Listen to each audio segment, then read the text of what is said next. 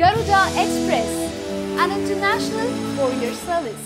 Controversy cinema field లో కొత్తేమీ కాదు. సినిమాలోని కథ కంటే ఏదో ఒక కాంట్రవర్సీని నమ్ముకుని పబ్లిసిటీ చేస్తున్నారు నేటి సినీ మేకర్స్. కానీ రిపీటెడ్ గా ఏదైనా కాంట్రవర్సీ చూస్తుంటే అది ఖచ్చితంగా కావాలని చేస్తున్నారని అనుకోవాలి. ఇప్పుడు చూస్తుంటే స్టైలిష్ స్టార్ అల్లు అర్జున్ కూడా అదే విధంగా ఒక టాలీవుడ్ ఫ్యామిలీని టార్గెట్ చేశాడని అనుకోవాలి. గతంలో పవన్ కళ్యాణ్ కూడా ఇదే ఫ్యామిలీలోని ఒక సీనియర్ యాక్టర్ ను తన సినిమాల్లో 2-3 సార్లు మిమిక్రీ చేశాడు. ఇప్పుడు బన్నీ ఆ ఫ్యామిలీలో మిగతా వాళ్ళను ఇమిటేట్ చేస్తూ అలాగే వారి సినిమాలో డైలాగులు పేల్చుతూ ఎంటర్టైన్మెంట్ అందిస్తున్నాడు.